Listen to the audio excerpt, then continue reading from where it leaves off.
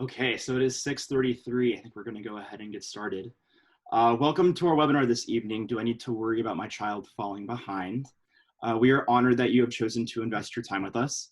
I just want to take a moment to recognize this unprecedented and challenging time, and CHC is truly here for you. My name is Mike Navarrete. I'm part of the Community Connections team here at CHC that conducts these webinars. I will also be the main moderator this evening. Additionally, two of my colleagues, Taylor and Cindy, will be supporting in the background. You might see them in the chat or Q&A answering questions or helping to troubleshoot, so they will be there.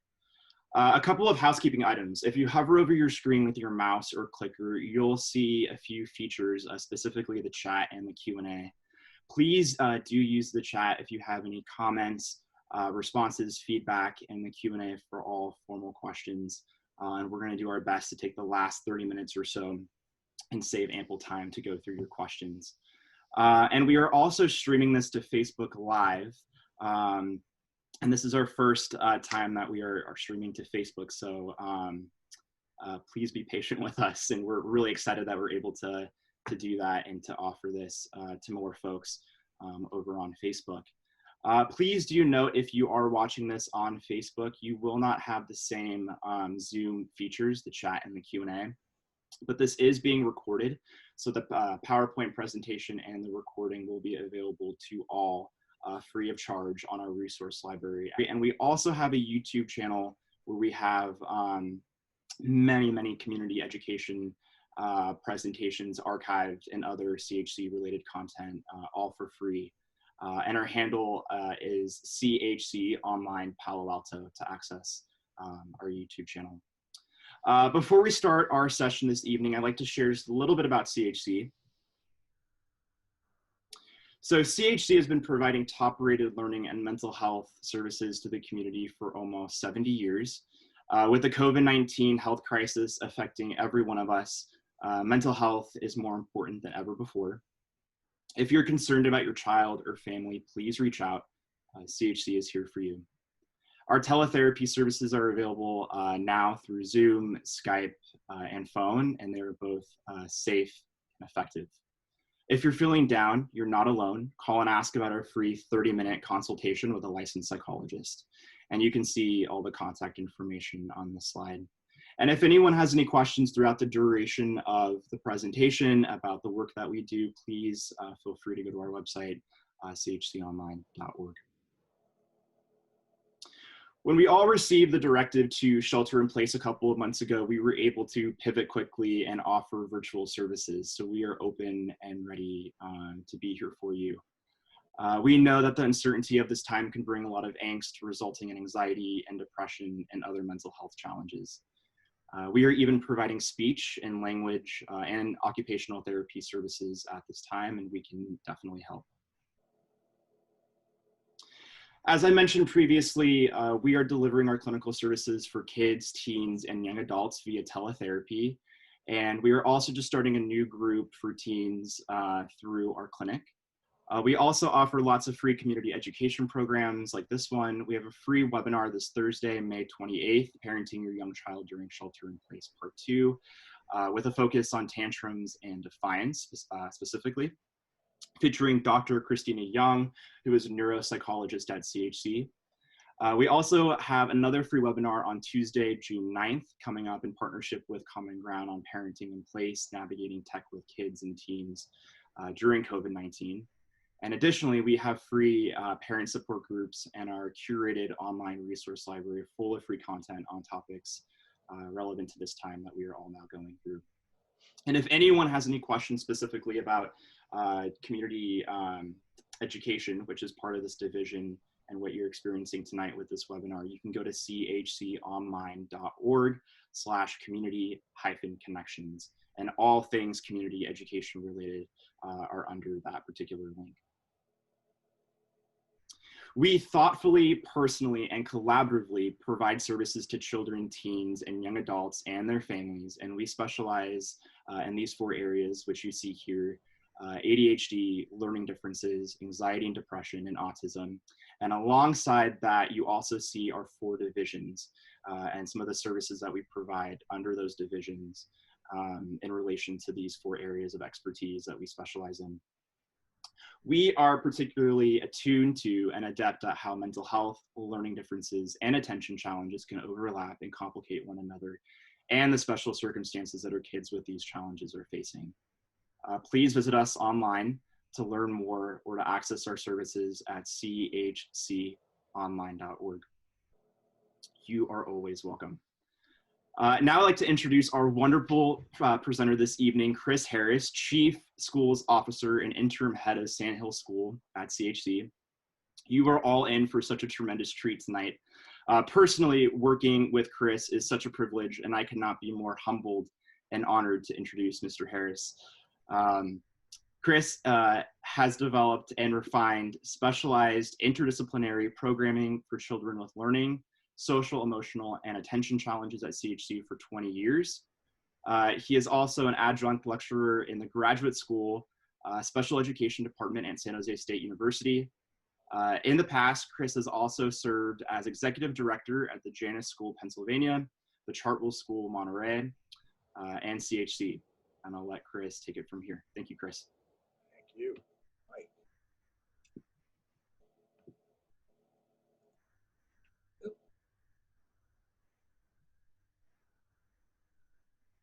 So,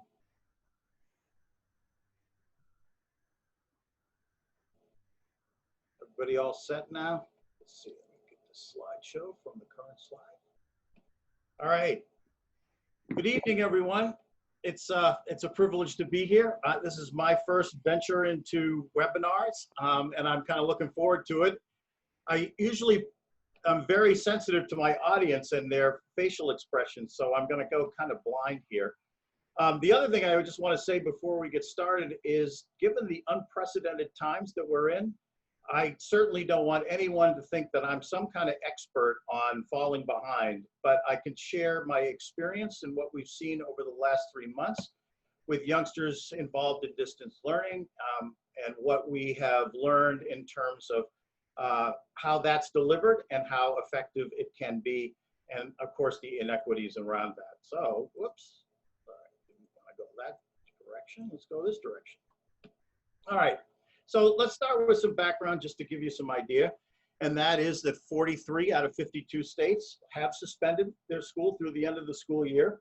And of course, what this means is that if in being concerned about falling behind, the number of states that have suspended school and are doing distance learning with varying success, that's the majority of states in the United States. So California, and particularly the Bay Area, are not alone in this.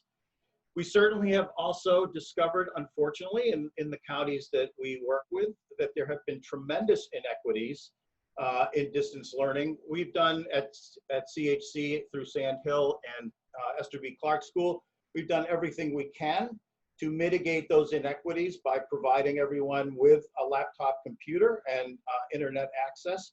But across America, there are lots of children who have had very little to no education during this period of time. And unfortunately, the focus of that group is on minorities and those of lower socioeconomic levels. And you can see that the kids with moderate to severe special needs who really need interpersonal relationships have also been at a tremendous disadvantage here during this time as well. So in terms of falling behind, those of us who were lucky enough to actually have schools that provided internet-based distance learning, those youngsters are actually in better shape than many, many students across America. So falling behind also is a fairly general term, and it can actually refer to a number of different kinds of situations. Coverage of content in the Common Core, the lower rate of progress that would be exhibited on a standardized test. Some parents will notice that their youngsters have lost their social acuity or connectedness. Some youngsters really rely on extrinsic support in the classroom for behavior and discipline and the routine that provides for them. And of course, at schools like Sandhill and Esther B. Clark, where there are therapeutic services available for kids their social emotional well-being may have fallen behind too. So falling behind can mean lots of different things to lots of different people, and we'll cover just about all of these as we go along on this presentation. So let's try looking at this from a slightly different perspective. I want you to all try to envision this, okay? If you're an avid bicycle rider, or not even an avid bicycle rider, but if you were told you can't ride your bicycle for 3 months, okay? How many people do you think would actually totally forget how to pedal a bike? Or if someone broke their leg in skiing and 3 months later, they might not be able to do that, in the majority of cases, they would heal and you'd be able to do it. Sure, it might take a little practice to regain sort of the feel for it, but all of these kind of situations to me represents what's happened in sometimes in the worst case scenario for kids who have happened these last 3 months. That they haven't had an opportunity to practice bicycle riding for 3 months, but I'm telling you, they have not totally forgotten how to pedal that bike. Oh, sorry. So this first chat is, can you see the analogy between learning and bike riding? And do you believe that's a valid analogy? And I'd love to hear your feedback on the chat. So I'm gonna give you a few minutes to actually respond to that.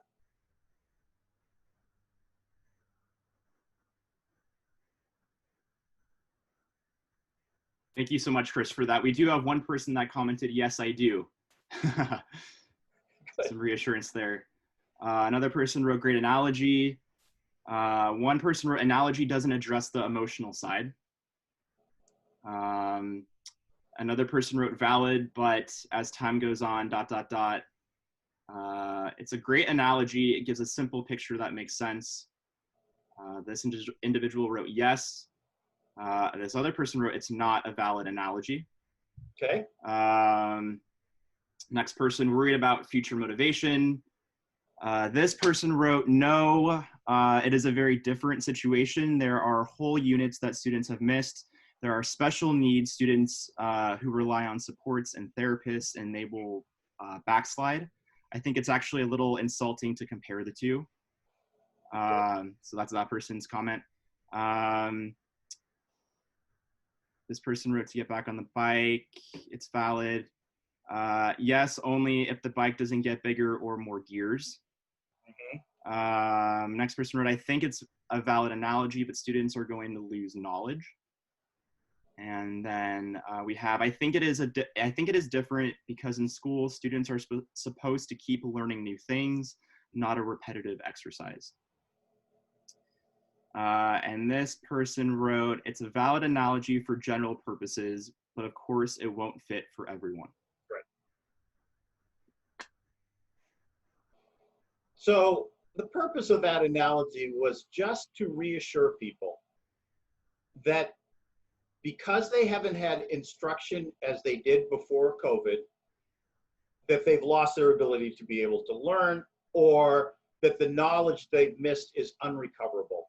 Because here we have some facts about our brains, which are absolutely amazing instruments, and they are great at regenerating and compensating for missed time, missed opportunities.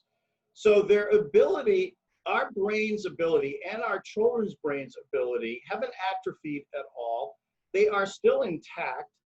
And so what they've missed is the support, the reassurance, and the access to content knowledge that they otherwise would have had.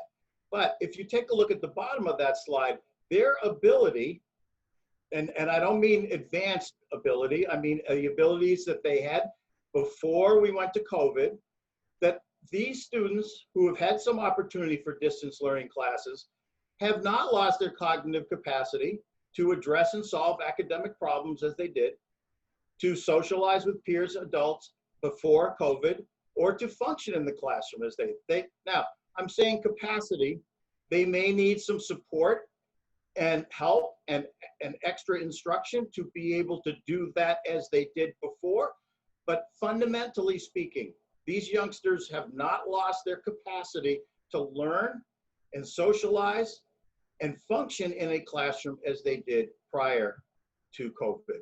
Okay, so I want everybody to be reassured that there hasn't been any permanent damage, and where's my, to their learning capacities.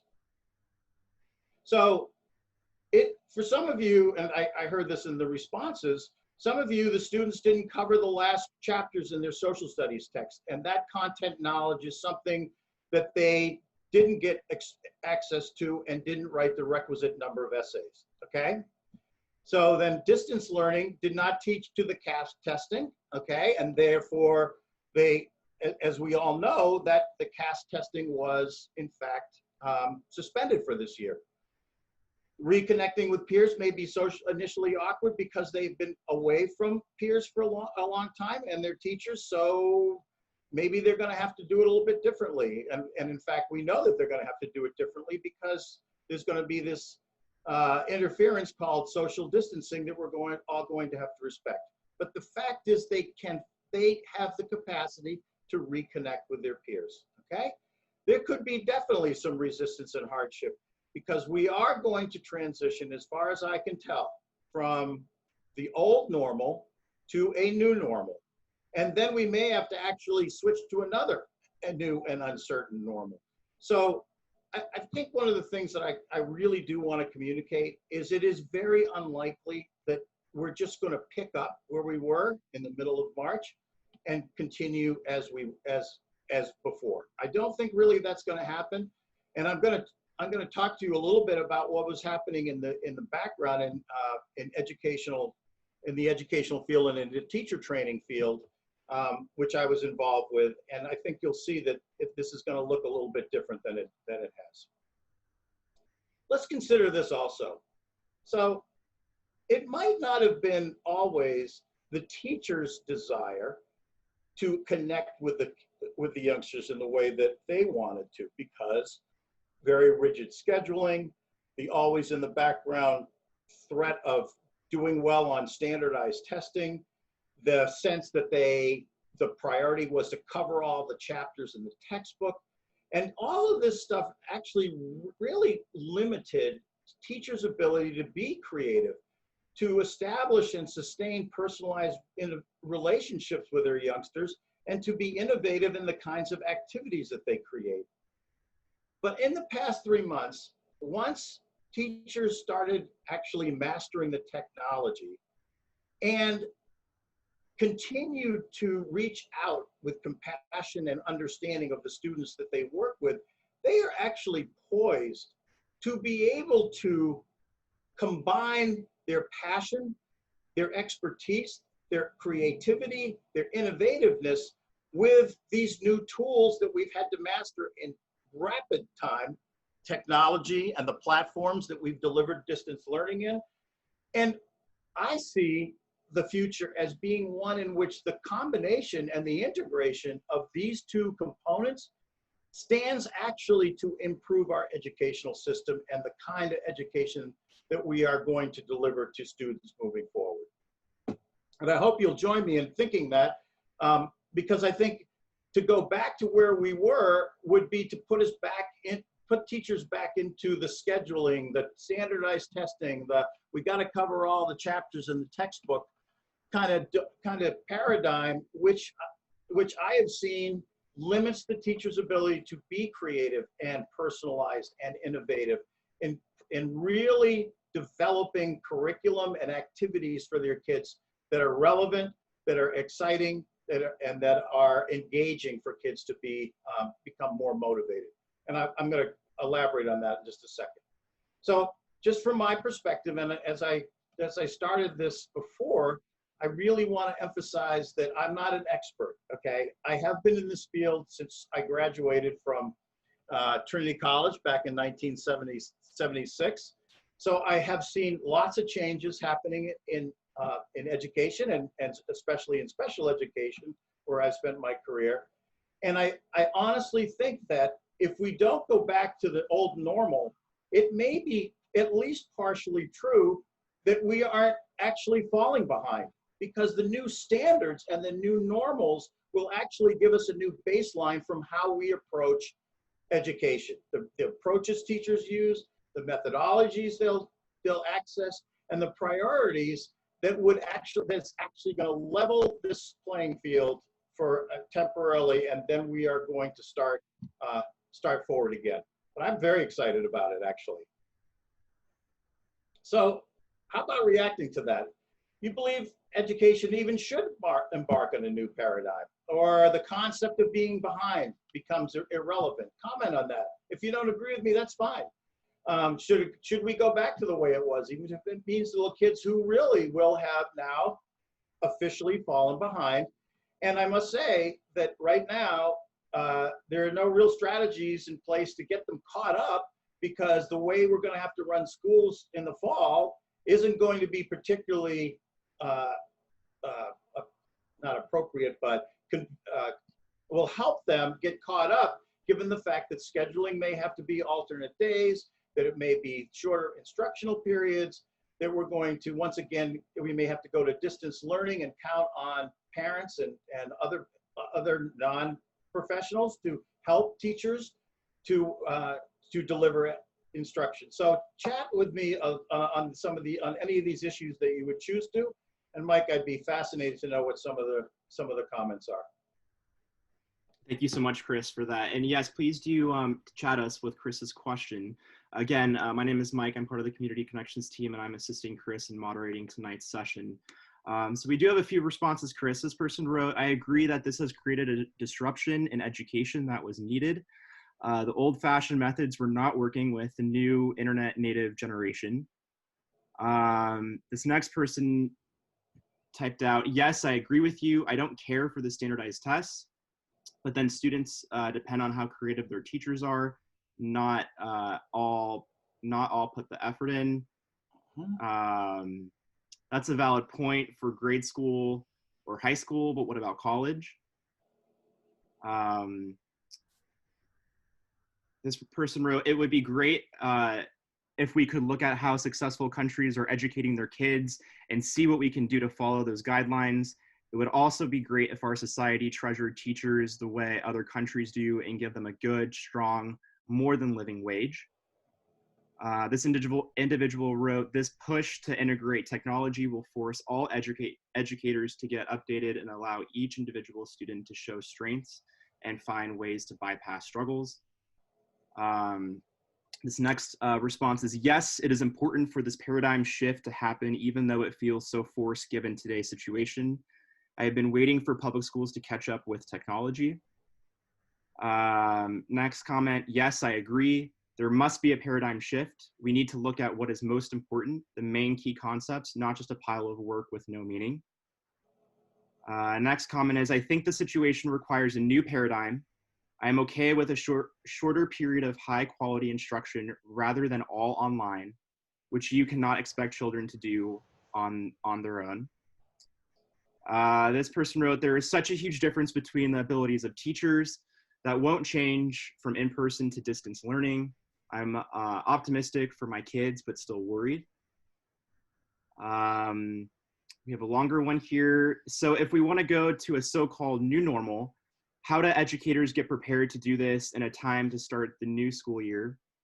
I am both a parent and an educator, and there's nothing normal about any of this. But I don't know how I will handle the students coming to me, especially those who have not been able to engage, or my students with special needs. How do we guide them through a new normal when we don't know what normal is? This person wrote, I don't think we need a new paradigm, so the concept of falling behind could become almost irrelevant. I do think we need a new paradigm, excuse me, is what this person wrote. Next person is, I'm interested to see how the importance of homework versus experiential lessons will play out. I'll read just two more because we have quite a bit. Yep. Definitely education needs to step up and use new paradigms, but is that realistic that all educational formats to actually make the progressive change? And then this person wrote, our school, middle school, was not able to get their act together and do any online learning. I think teachers should collaborate with schools that were successful and figure out a way that will work in the fall. I'm very concerned about this fall. and we'll stop there just for the sake of time.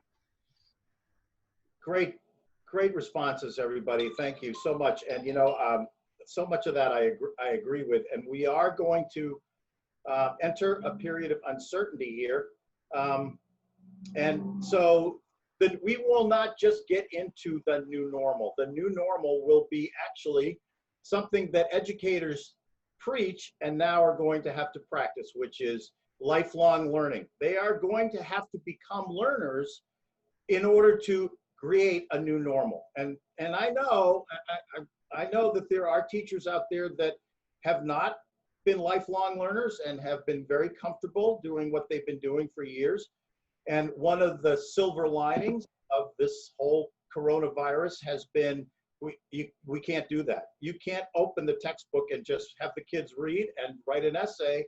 That's not working for the majority of kids right now in America. So let's face it, the distance learning with technology and different, it's here to stay. It's not going to go away. It's just like the computer. When it first came on, or a microwave, or any of the other amazing inventions that have been developed over the last half a century, we are going to be using technology in education moving forward. We have seen, in order to get the personalization that I've talked about, we have actually seen the popping up of many different one-to-one kinds of schools, Fusion, Lydian Academy in Menlo Park.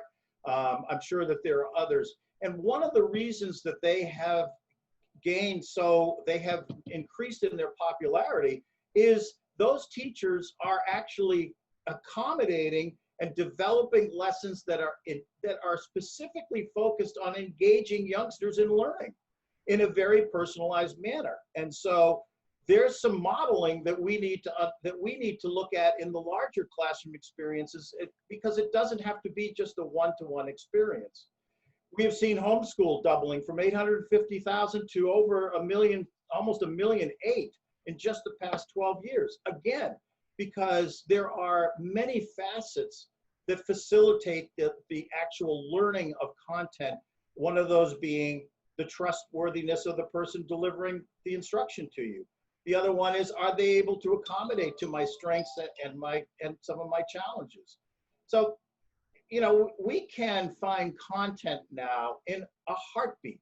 So the focus on us teaching kids content to memorize and regurgitate to us in some kind of testing form is pretty much passé. What we need to focus on is problem solving, is social acuity, is what constitutes reasonable evaluations of things that are being purported as fact.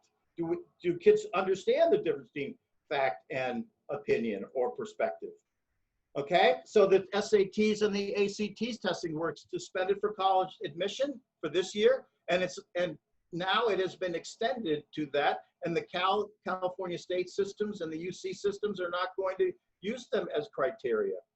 And CSUs have already announced that they're going to be online. Now, let me make a comment about that. I find that to be a shame, and I can't imagine how seniors are feeling about losing the social aspect, the really important social aspect that happens in colleges and universities. And I think that's going to be a real problem, and one that the college systems are going to have to figure out, because they just can't keep people behind a screen all day. We know that's not healthy for kids. We know that's not healthy for adults. And somehow they're going to have to figure out how they can reintroduce some aspect of socialization into higher education. So we're also hearing increasingly, I've heard recently that there are some high schools in the area that do not think that they're going to be able to meet the social distancing and health and safety requirements. And I certainly have empathy for that. When you have 3,000 kids on a campus, it's really pretty hard to try to keep them separate, because everybody knows in adolescence, socializing and being a part of a group or part of of some activity is a really important part of high school experiences too. And again, I think, you know, we are going to have to solve this. Educators are going to have to figure out, working with physicians and whatever disease experts, on how we can, in fact, allow kids to be able to socialize. So there's lots of things there's lots of challenges. What I really want to do is I really want to get us to be clear about whether we're mixing up, and I should know use the word anxiety. That's a clinical term, but your worries about your youngster falling behind, with more of looking ahead and saying, wow, you know, what's this new normal going to look like? Like, what's school going to be like when my kid returns? Are they going to be able to learn? Are they going to be able to progress? And so there's a very good reason that people are worried about what's going to happen in the future. I actually am totally empathic to parents who are wondering, like, what is that new normal? What's next year going to look like? Are we going to get decent education, or is it going to be this constant into the campus, out of the campus, into the campus, and how are the schools going to be able to pivot? How well are the schools going to be able to pivot? And how well are they going to be able to deliver instruction using both on-campus and integrating that with technology and distance learning? So these are legitimate worries that you have, and I can tell you that the educators at CHC are listening to this. We are working on mitigating the difference between distance learning and on-campus learning. Just as an example, I have asked my staff to attend at least one professional development opportunity on delivering distance instruction or distance learning. So that the level we're doing at right now that we had to pivot to is not sufficient. It's not adequate. It needs to be elevated, and I'm going to be pushing my staff to be able to do that, because in all likelihood, we are going to be at some point next year probably having to do distance learning again. All right, so am I saying there's no reason to be worried? And I want to assure the audience that I am absolutely not doing that. What I'd like you to do is to focus your worry on something that you can actually communicate and that educators can respond to. And that is moving forward. What's school going to look like? When will it start? How will you integrate my youngster into school? All of these kinds of things are absolutely legitimate questions, and are ones that educators and administrators in schools are going to need to be able to answer for you. We're in a year of a critical presidential election, and of course that's behind a lot of people's concern as well. The difference of perspective of where we are as a society is pretty wide right now, and so people are concerned about that, and they're looking at that as a source of stress. How will it feel to be in school and have the kinds of restrictions that will inhibit reconnecting? Kids are going to see teachers behind masks and shields, and then they're going to be sitting in classrooms where they're 6 feet apart. How can we as educators mitigate the stress that is initially going to cause kids? It's not going to be running into your second grade class and hugging the teacher. We're not going to be able to do that. How are kids going to respond to having their temperature taken every morning? New schedules, staggered social times. Where are my friends? How come they're not coming to school on the same day I am? And so how the schools deal with this is going to be very critical. And what I'd like to do at this point in time is to introduce where I think the priorities need to be. And I've attended a lot of professional development and looking at the restart of school. And I want to just start by giving you a little bit of background here. And this is that we did a recent school survey involving 75 students, and 77.5 reported that their child's social emotional well-being had significantly declined on distance learning. And then, as you see, 74 of those parents reported that their child's rate of progress also declined. So this is what these results say to me and have said to other educational administrators. Our students' academic progress is intricately tied with their social emotional well-being. In fact, the social emotional well-being of a student may well be a prerequisite for making expected academic progress. And we can no longer ignore this symbiotic relationship. So this is about, we've got to bring the kids into getting emotionally and mentally ready to be able to learn. And we are expecting youngsters to arrive at our school not ready to do that. Let's see if I get, here we go. So here's another, just a little bit of background. I want to have you pay attention to the right-hand column. So what should parents do outside of their structured lessons to support their students without placing additional stress on them? 36% said reassurance, and 32% have said it's creating normalcy. Okay, and these are kids responding to what they want from parents. And I'm only extrapolating that to teachers as well. These kids need to be reassured things are going to be okay, and we need to create a sense of normalcy for our youngsters when they arrive back at school. Oh, darn. I thought I had one other slide, but I guess I don't. Okay, so Mike, I guess we're going to do another chat. Actually, let me tell you about the slide I thought was on here that didn't end up being there. So it is a pyramid of that was developed by Abraham Maslow, who's a very famous psychologist.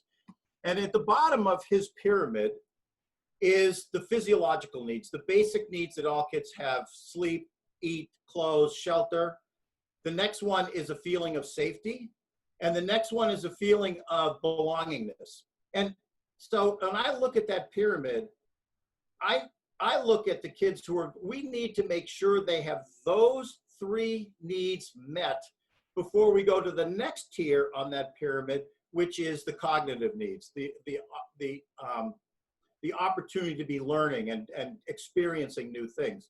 But it's fourth up. And so we need to make sure when our kids show up at school that those three other levels, physiological needs, feeling safe, and feeling a sense of belongingness, are in place before we can actually begin to re-engage them more intensively into academia. So now, using the chat, Mike, I'd be glad to answer some questions that people have as far as we've gone. Go ahead and fire them. Okay. We got one comment here just a little while ago. I'm not concerned about my child falling behind.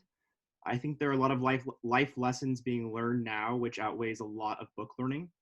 I also feel that there is so much more value in project-based learning than memorizing and regurgitating out information, which has been much of the assessments in the past, which I have seen. And then let me go back to some of the questions that we have. Was there a question there? Yeah.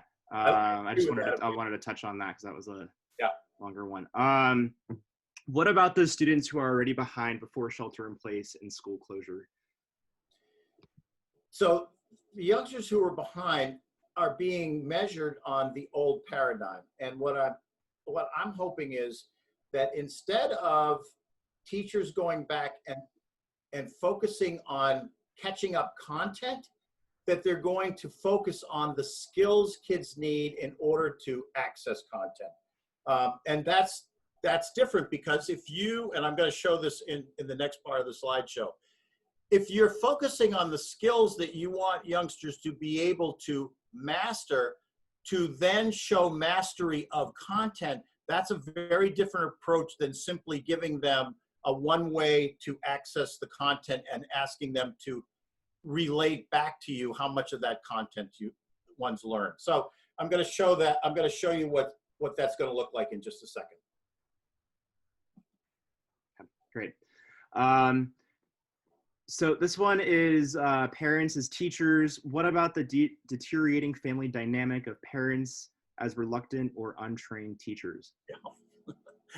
Oh boy, am I empathic to that. Look, you parents who've done distance learning with your youngsters, especially those of you who have been working with youngsters who struggle in school anyway, are next to saints. I mean, you're amazing that you've been able to do this long. Honestly, educators are going to have to figure out how we can assist youngsters more in distant learning without putting undue time and emotional effort by parents having to support this.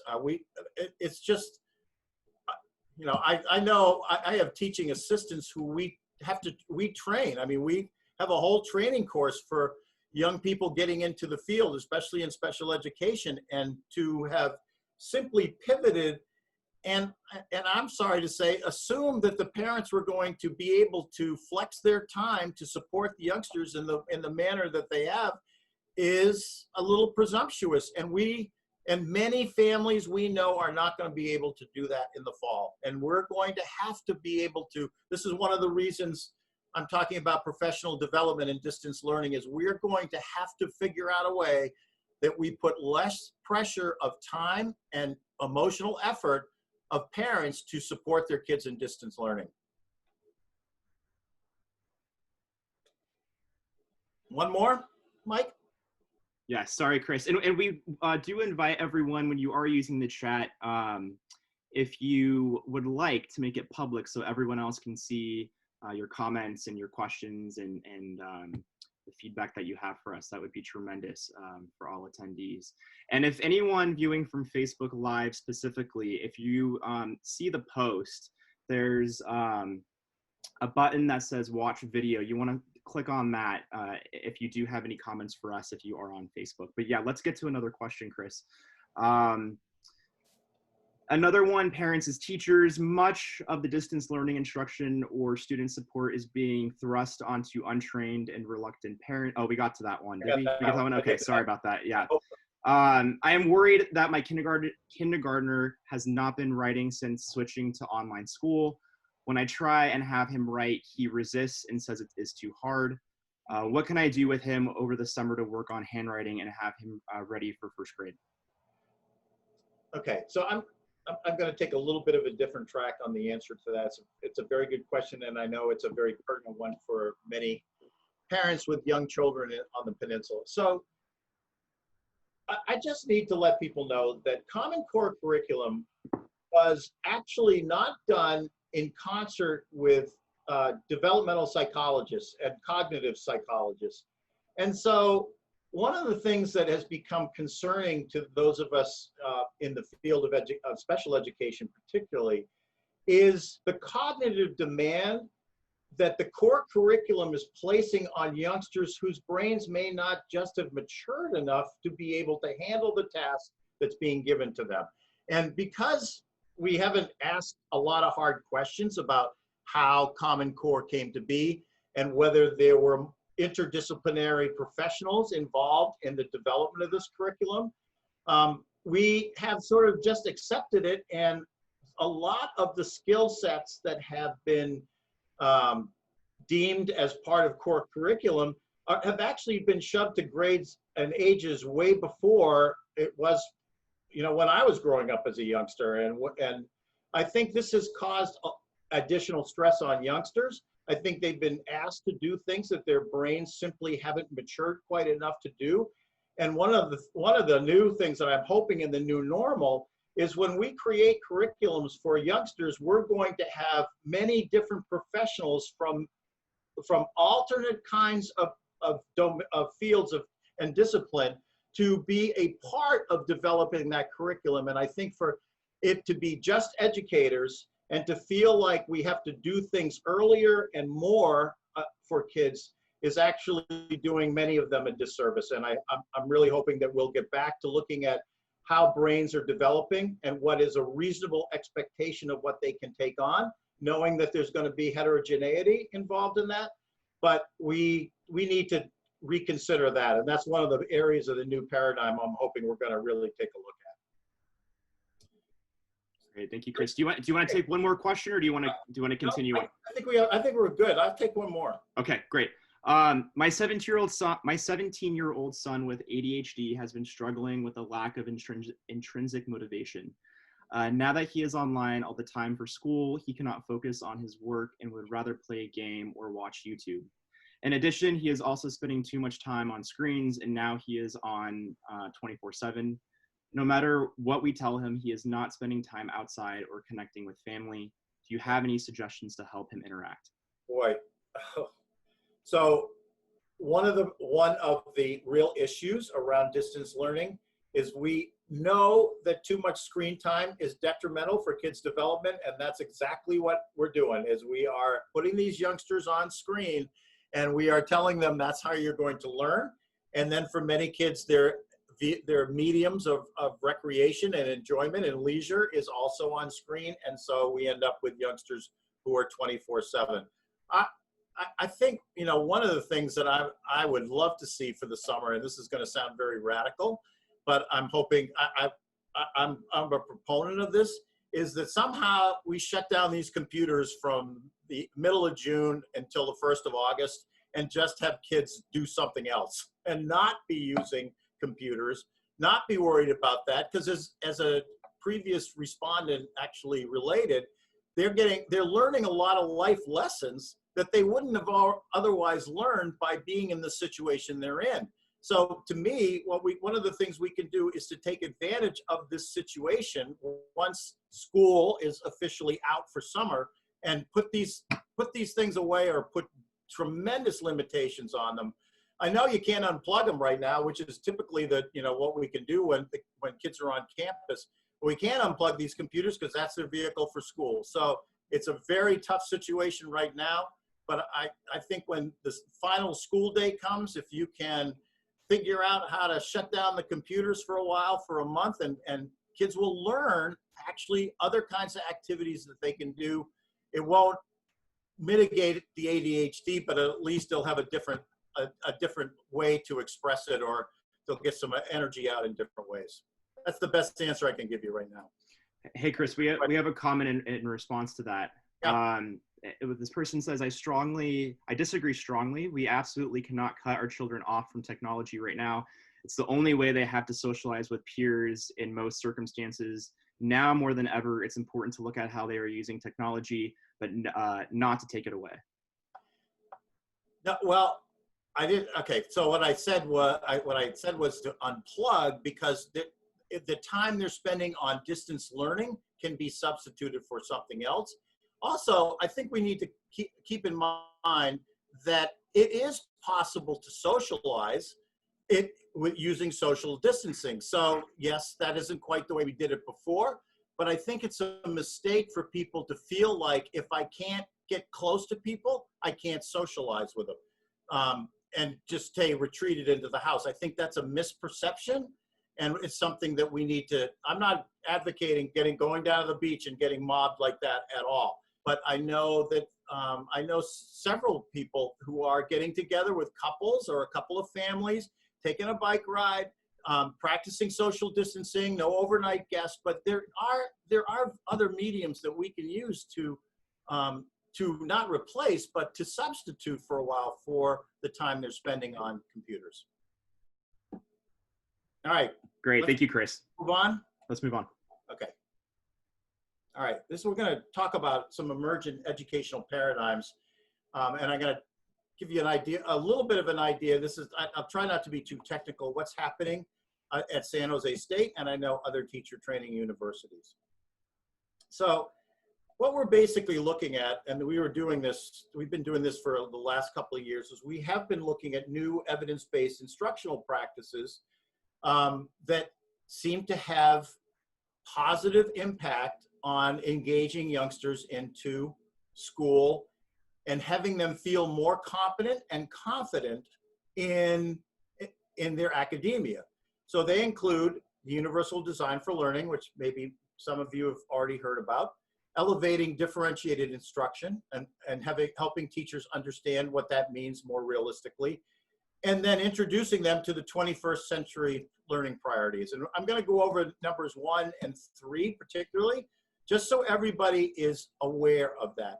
And one of the reasons I want to do this in a parent education is if I can give you some vocabulary and some ways that you can express your concerns or your ideas of how we should be moving forward to teachers and administrators, your voices are powerful. And not all principals and teachers are going to be either aligned or be knowledgeable of these three components. And I think it's important for parents to know, for the teachers to know that you know about that. So we're going to go into this just a little bit. So universal design enables flexibility in the way teachers present information, in the way students can respond or demonstrate their knowledge and skills, and the settings that students become engaged in learning.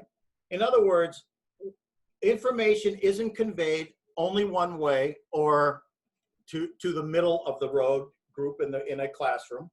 The students have choice, are given choices about how they respond and demonstrate what they've actually learned from that unit, and that we use different settings besides just the classroom to actually engage these youngsters in learning, which of course we know can involve distance learning and some of the activities that they're doing on their laptops right now. So it also reduces the barriers, because what basically it says is that whatever accommodation a youngster needs as in terms of being able to produce competently and confidently, is a teacher has the flexibility to be able to allow, okay? That it doesn't have to be through a 504 plan or through an IEP, that the teacher is knowledgeable about the relative strengths and challenges that the youngsters in the class present, and develops ways that they can demonstrate their knowledge through areas of strength instead of just using a deficit skill model. And yet, what we can do by doing this is maintain high levels of achievement for all students, including students with disabilities. Because if we allow teachers greater flexibility in presenting information and allowing students to respond, and the kinds of settings that we use in order to do that, we're going to allow students who have challenges more opportunities and options to be able to show what they really know. And I think this is, as opposed to trying to work so continuously on what they can't do well, because that is the medium by which traditional teachers expect information to be conveyed back to them. So what it does is the universal design for learning eliminates that one size fits all or teaching to the median. Okay, and we know that in large classrooms, this is oftentimes the case, so that the youngsters who could advance more are bored, and the youngsters who are overwhelmed withdraw or shut down or refuse to go to school.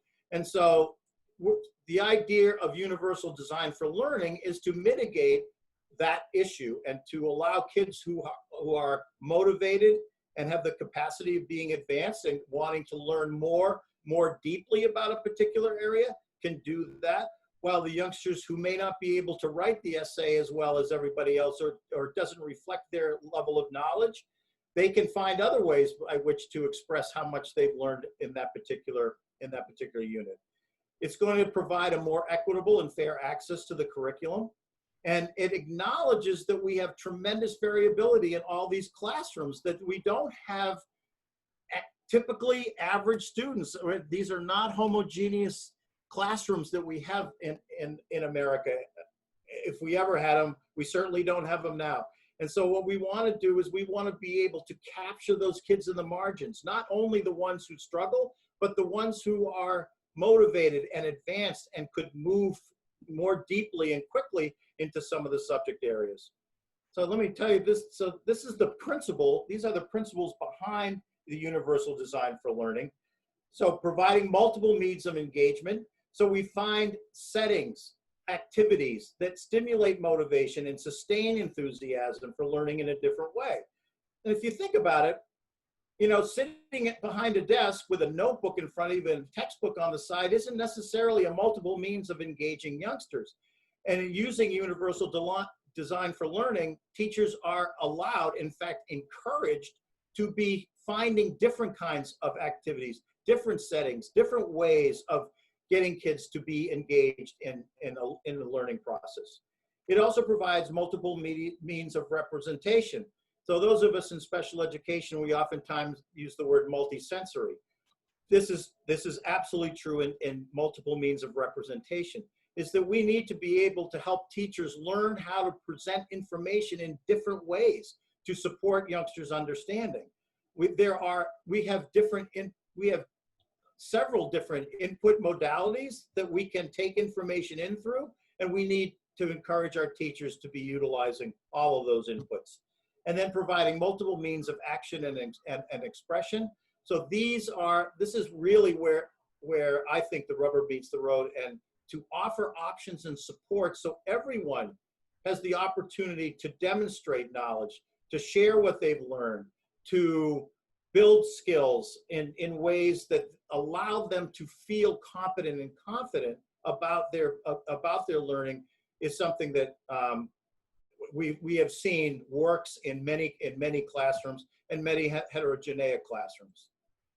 So here are the different components of UDL. I'm not going to go into all of them, but I will say that by looking at each of these components, which was one of my courses in San Jose State, it was remarkable about how teachers realized how many different options they had in terms of presenting information, in terms of learning about their students and what they felt confident about, what they thought were their challenges, so that groups, the type of projects, all of these things could be more consciously and personalized in terms of their creations, and then kids could perform better in the classroom. And once you perform better, you're going to have kids who become more intrinsically motivated. So you can see that there's a lot of different components here, and it isn't one size fits all. And having teachers learn these different components and seeing that the options that they actually have available to them is really a wonderful starting point, and I'm hoping one that will be fostered in many schools moving forward. So the other one I want to touch on is the 21st century literacies, and they're very important because it's redefining what the priorities are of education from those who need to benefit from the education. So employers, these are people who are going to hire our youngsters in the future. The higher education people and going to college, they're going to be looking at students who actually have the following kinds of literacies. So the art and science of communication becomes a priority. So we want our youngsters to actually be able to communicate in many different ways with many different kinds of stakeholders. And we don't really focus on the process of communication. For example, there's a whole art and science around reading people's facial cues and body language and tone of voice. And this is not something that is currently in the curriculum at all. And oftentimes there's a difference between somebody being accepted by somebody and somebody being rejected by somebody, or misinterpreting a situation, which we know many of our kids, especially in special education, become victims of. Education should become collaborative. That is, that we are not interested in this. We want kids to be working together, to learn how to work in groups, to share strengths, and be able to identify the value that each brings to a group setting, so that they are constructing something that's holistic, that's bigger than they could do as an independent student. And that's not to say that we don't want youngsters to become independent or autonomous learners, but what we really want them to do is to be able to work with other people and bring the strengths and talents that they become aware of to a project or to something that in which their attributes can be respected and valued. Number 3 is learning should have context. In other words, some classrooms, and I remember asking myself this sometimes, why are we learning this? Like, when am I ever going to use this? So learning should have context, and teachers should be able to help kids understand why it is that they're focusing on a skill that they're building. And if they can't do that, perhaps that's not a priority in terms of what we're teaching kids. And we also want to see that context, they're going to have some practical application moving forward when they become adults. The 4th one is integrated with citizenship. We are actually, citizenship today is pretty much based on people's opinion and not actually always informed opinion. And so we need to understand what it is to preserve the democracy that we have, to preserve the freedoms and the liberties that we have. And we actually really need to make sure kids are going to become responsible citizens in their community, in their state, and in America, and we can do this through all kinds of creative projects, which will help them understand what a privileged country they live in and preserve the freedoms that we actually have. Number 5 is teaching to promote out of the box creative problem solving. I mean, if you think about Silicon Valley, they were your out of box thinkers, and the creative problem solving has led to literally a revolution in our society. And we want to be able to help kids be able to become creative problem solvers as we move into the 21st century. Those creative problem solvers are going to have the opportunity to do even things that we can't even imagine now. But we need to actually teach them how to become creative problem solvers. And finally, we need to teach, the teaching must emphasize critical thinking, and that is really understanding what a fact is and what a perception is and what an opinion is, and being able to think through all the factors that are involved in making decisions and how to make choices and how to make responsible decisions. All of these are components of the 21st, in the 21st literacy principles. I think they're very important. And as you can see, they're not basically content, they're not content-based at all. They're based on skill building, as you see here. They're based on what knowledge they actually become aware of through their work, including things like entrepreneurship and global literacy, and what is America in context to the world. And then, and I love this part, their character development, coming to understand, acknowledge, and appreciate the attributes that every single student brings onto a school campus. Yes, many of them have challenges and weaknesses, but every single one has attributes and talents and creativity and strengths that we can use and benefit from, and so can other students and teachers. So this is a much more balanced model. You'll notice that this is not straight academia. There's definitely here a social emotional component in character, and so this takes its proper place with skill building and the acquisition of knowledge in order to create what we think is what we believe and what is being shown as a more well-rounded and actually educated person. So instead of going wide as we do in core curriculum, the idea of 20th century skills, along with the rigorous academic, is we're going to have deeper learning. Kids are going to know more about less things, but they're going to have a deeper understanding of what's going on. So that knowledge and that ability to develop that deeper learning and deeper understanding will convey into many of the literacies that the 21st century is looking for. So here's what's missing on those previous slides. Teaching to the standardized test. Teaching and testing children in one way to attain a prescribed level a pre-prescribed level of mastery.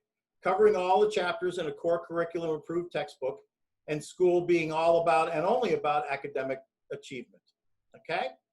So again, what I'd like to do is give you an opportunity to express some feelings or opinions that you may have about that.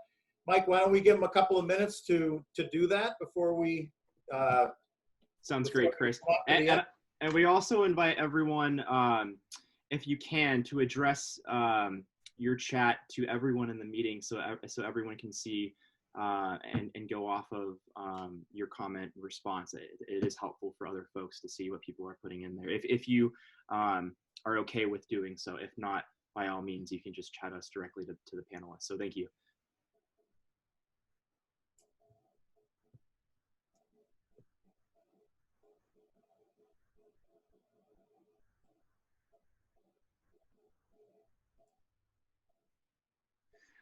Chris, this person wrote, what can parents do to prepare to take on more of the instructional burden schools are assigning? All right, well, I mean, in my most empathic attempt, I'm trying to actually reduce that load. I think here's what I would do. I think you have to be, parents, really honest about what you perceive your flexibility to be for next year. I don't think you can go into next school year and allow educators to believe that the amount of time and the amount of emotional energy that you expended this year in distant learning is reasonable unless it is. I think you need to be able to communicate that to your administrations, to your administrators or the administrators of the school you're with, or to the teacher, because the only way they're going to be able to change what they're doing from today is to understand that it can't be this way next fall. And so your input in terms of that, and the parents, and incidentally, the parents at Sand Hill School, where I'm the interim head, have expressed that, and that's pushed me to say to the staff, we've got to elevate our level of distance learning. We cannot count on parents to expend the time and the energy that they have this year. Many of you, I know, are going to probably go back to a job and you won't have a choice. And so it behooves you to make sure that your school understands if you are going to have limited accessibility and availability to help your youngster. That it's the only way that they're going to actually move to change the way they're doing it from the current paradigm they're using. Thank you, Chris. A lot of people are saying sounds amazing, sounds wonderful. This person in particular wrote, sounds fantastic, but how do we overcome inequality of teacher ability? So, all right, so now the reality. So what I gave you is a vision into the future. What I can tell you is that there are probably maybe 3 years of teachers in teacher training colleges who have directly gotten this paradigm of teacher training. There are others, I'm sure, who have attended conferences and workshops and are eager to set it out. And then there are going to be people who are resistant to that. I also want everybody to understand, I think this is unfortunately going to be like a battleship, and battleships don't turn around really quickly. It takes time. So I'm going to suggest that what you're looking for is incremental progress along these lines, that it isn't going to just all of a sudden be slammed into a school and be executed in the way that I've just described it. But we can encourage teachers to be taking steps, step at a time. And that's when I showed you the, let me go back to this. When I showed you this, this box, what I told my teachers are, you're not going to be able to do all that in one fell swoop. You're not going to like leave on June 20th and be able to do all of this on September 1st. But choose an area, choose something, and make a tangible effort to move towards that and utilize that in your classroom, and you'll begin to see differences in how kids are responding and the motivation they show towards learning. So I am preparing. I need to prepare everybody that this is going to be an evolution and not a revolution. Should we take one more comment, Chris? Because Sure. we did get quite a few, but we'll just take one more for the sake of time. I am concerned about children that are in IEP and are falling behind. I think children should go back to school in small class settings so all children get more individualized attention. I'm concerned about children that are in IEP and are falling. Yeah, so that's what the person, they just copied it over twice. Yeah. Okay, so again, and I don't know, I'm not quite sure why this happened, but so one of the things that I wanted to emphasize in this is if you have IEP goals that involve social emotional well-being, that is, I would like you to emphasize that with the teachers. We have got to make sure these kids are well, that they feel some kind of sense of normalcy, that they feel like they're somehow reconnecting with people and they've got relationships that are trustworthy. We need to make sure that youngsters are feeling okay about the new routine and the new normal at school. And we have to carve out time to do that. And so what I would suggest is that if your youngster is on IEPs for any kind of social emotional challenge, that the focus be on that first. We can get to the academics, but you can't get to the academics until kids are feeling okay about themselves and about the settings that they're in. So my advice is focus on the social emotional goals that have been set. Make sure you go over that with the teacher and say, and let them know how important that is, and that you feel like that's a prerequisite to the academic goals they have. Because one of the things I don't want, that I think is going to be very counterproductive, is if we go back to school and the teachers feel like they got to catch their kids up, all the kids up by October or by the first parent conference, because it's going to backfire. It just isn't going to be, it isn't going to work that way.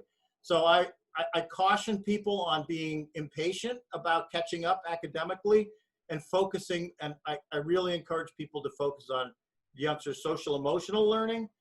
We need to actually strengthen them because they may be back in distant learning in the winter again. And I want kids to be as healthy as they can be in order to take that transition again. All right, Mike, Thank you, Chris. What do you think? We should move So on? yeah, I think we should get through the slides if we can, Chris, and then we'll answer maybe a few questions at the end. Yeah, thank you. So you've heard me say this a little bit in the chat, and I just want to actually re-emphasize this a little bit. Is schools do have accountability moving forward. Okay, it isn't just that we're going to try opening up and we as parents, you have a right to hold us accountable in certain areas. Okay, one of the ones is you need to make sure that the health and safety of all persons, including the staff, are clear. They've been developed. You are confident that they're going to be enforced and executed in a supportive manner, especially if we have little youngsters. But we're accountable. Schools are accountable for making sure that your youngsters are health and safety. Now, is it a guarantee? Can we keep the schools virus-free? No, we can't. But you should expect that schools have very clear protocols about how we're going to do the best we can to preserve the health and safety of all your youngsters. Number two is each school should have multiple scenarios. Okay, we've been very clearly advised that we are to have at least 3 different scenarios that we're considering. One being a full campus, all students, all educated on campus. Number 2 being everybody's in distance learning, and are we ready to be able to implement that in a way that kids are going to get comparable, not probably equitable, but comparable levels of instruction in distance learning. And number 3, which is the one we're likely to start the school year with, is a hybrid model, which is going to contain some on-campus learning and some distance learning. Okay, and so in every one of those scenarios, we need to ensure there's equity of access to learning, and schools over the summer have time to make sure about that equity of access. So if you do not have a laptop, if you haven't gotten internet access, there are all kinds of stimulus packages for schools right now to mitigate the inequity that's plagued particularly some of Santa Clara County. To engage in frequent and transparent communication and building trust with their stakeholders. Your kids' teachers and their administrators should be in frequent communication with you. Even if we can't always deliver the message that you want to hear, we need to give you the message so that you at least know, and we're being transparent and honest about the situations that we're facing. And finally, that respective parents have variable flexibility and are not, if we have to return, automatically assigned as teaching assistants. And we've talked about that. And that's one of the reasons I took some time on that question, because I really honestly believe that we should be able to reduce that need by doing professional development over the summer. All right, so let's wrap this up a little bit. We can't control what's already happened. We've never been able to control history, but we can choose to learn about the options and opportunities and possibilities moving forward. And I think I'm hoping that despite the uncertainties, which legitimately cause people worry, that we can focus on moving forward in education and not trying to get back what we had before. These 3 months have demanded that we change more parts of our educational system and more rapidly than probably any time in history. And I'm going to defend education here a little bit. Most of us really tried hard, and we did okay. I'm not going to say we did perfectly, but we did actually respond to the need to demand. And those people who were particularly resistant to using technology found out by the coronavirus that it wasn't such a bad thing to add on to their toolbox of instructional tools that they can use. Okay, and then they are not all as defined as we want, moving the future, or they need to be, but I think we've come far enough along that what the opportunities and options that are looking at us for the future would say it's not advantageous for us to go back to the way we were. Now, again, I'm not an expert, and I'm expressing an opinion. It's not only mine. There are many educators who are feeling this way, particularly those in special education, where they really don't want to go back to the old way, because we know we weren't doing everything that we envisioned we could with our youngsters who have challenges in school. And so I'm hoping that the silver lining behind all of this is that we're going to be able to become more creative, more innovative, more personalized, and we're going to unleash teachers' talents to be able to do that with more youngsters, so more youngsters feel success in school. And I think, so yeah, and I basically just said this: we can choose to see the future as an opportunity or as a threat. Our focus is better directed toward managing our future. We have the opportunity now. I think this will be, I know that there are people who are looking behind and figuring out how we're going to catch them up is something that I think, looking backward, I don't think there's a good strategy for how we're going to do that using the old paradigm. And so it will be true in education and mental health as it will be in business, in caring for our environment and ensuring better, healthy, and safety for all human beings. That's where we need to direct our energies and our emotions in terms of making that happen. And I feel very optimistic that we're going to be able to do that. So thanks for paying attention and hanging in with me. And now I think I have time for some more questions, Mike. Great. Thank you so much, Chris, for your time and your knowledge on the subject. For the sake of time, Chris, if you want to maybe summarize your response to these questions, because we do have a fair amount for this last portion. This one question that we have in particular is regarding teens being online. And Chris, you do not need to address this specific question, just for the sake of time. And I apologize because we are a little close on time, but this specific question can be answered at an upcoming webinar. And it goes as follows. Now that teens are online, how can I help them control their computer time and focus on homework and not games? And again, this relates to an upcoming webinar called Parenting in Place, Navigating Tech with Kids and Teens During COVID-19. And this is presented in partnership with CHC and Common Ground, taking place on June 9th from 3:30 to 4:45. In the afternoon. So to get more information about this session, please visit us at chconline.org, and you can go to our event calendar and it'll be under there. So moving ahead here, this is regarding IEP, ADHD. What advice would you provide to parents with kids on IEP? I feel like our children on IEPs are really falling behind, and many of them are reluctant to do schoolwork at home. Would enrolling them in schools that treat students with ADHD or language impairment be helpful? Would the district be able to help us? So that's three really good questions, three really hard questions. So I think I addressed the first one before, and that was in the public school, if your youngster has social emotional goals, that you particularly get the teacher to be focused on making sure that that goal is going to be met. From my perspective, that's a prerequisite for them to be able to engage effectively in the remediation and academia that they're going, academic goals that are probably also on the IEP. So the question about specialized schools is an interesting one. I'm going to admit I am tainted on this issue. I have found with a number of I've worked in different special education settings with different populations. And my experience has been when youngsters find like kids who are struggling with the same thing, they tend to become less anxious.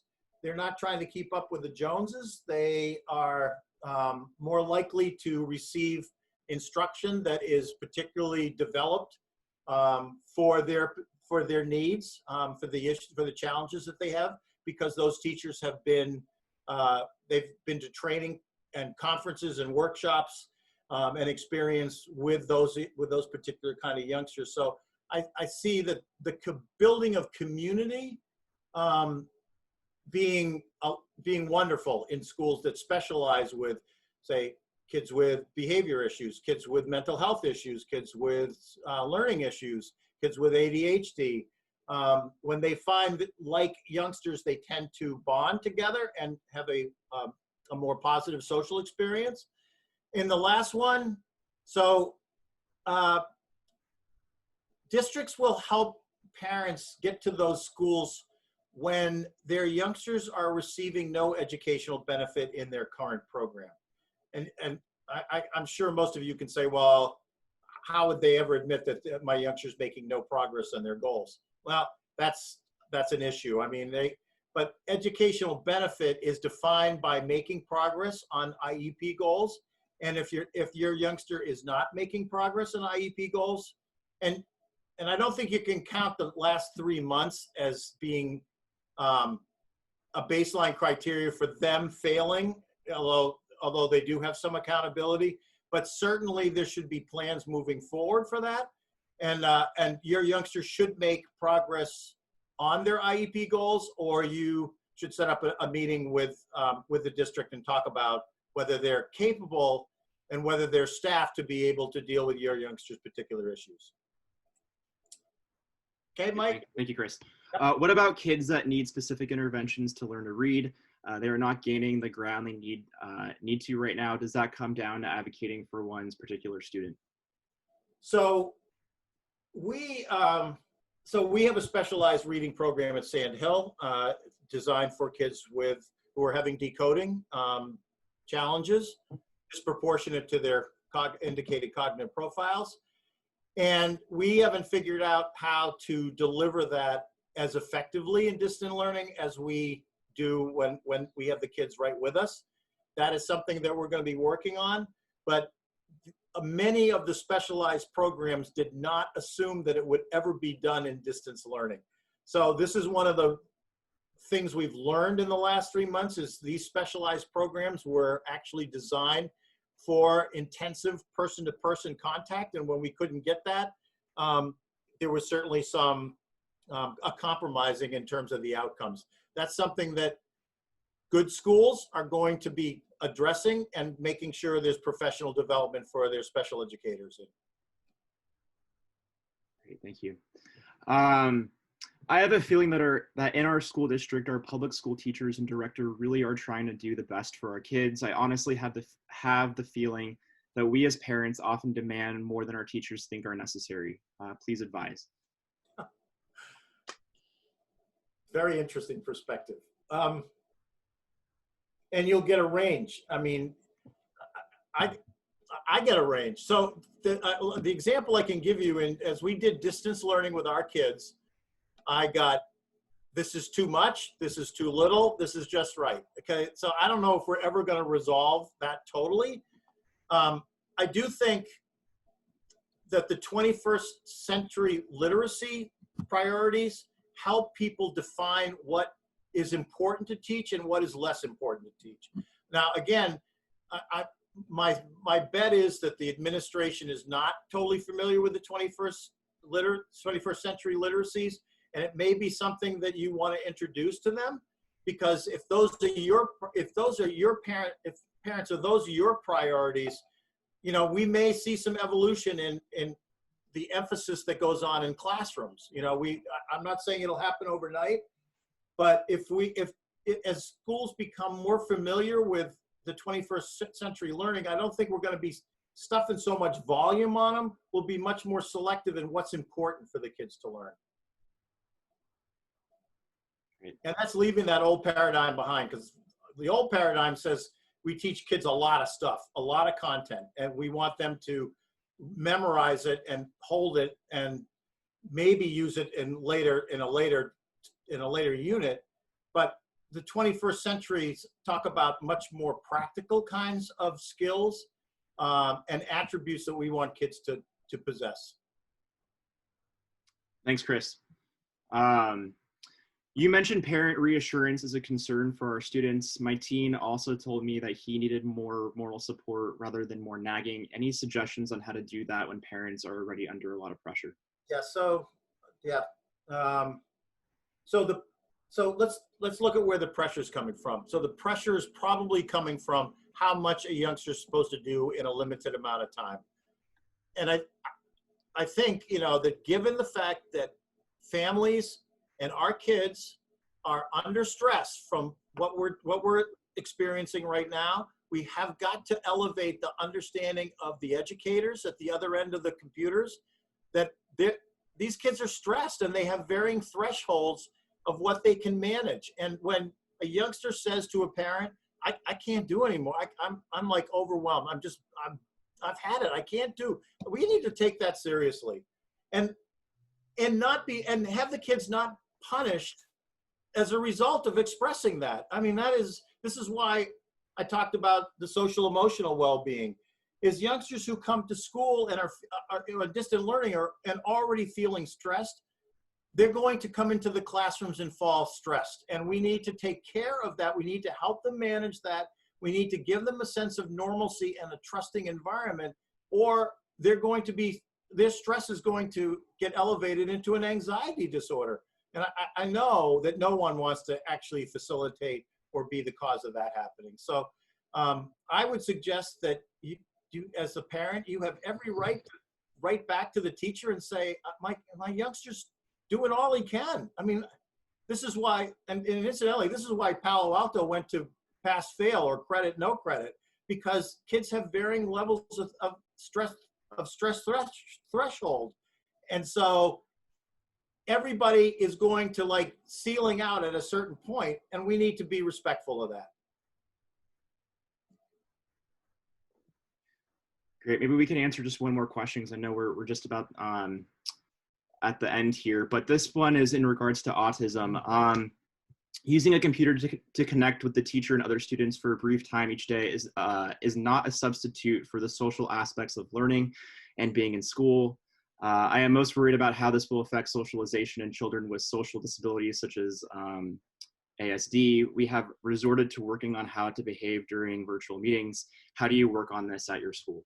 Yeah, again, well, actually, so honestly, we do not serve autistic youngsters in either of the schools.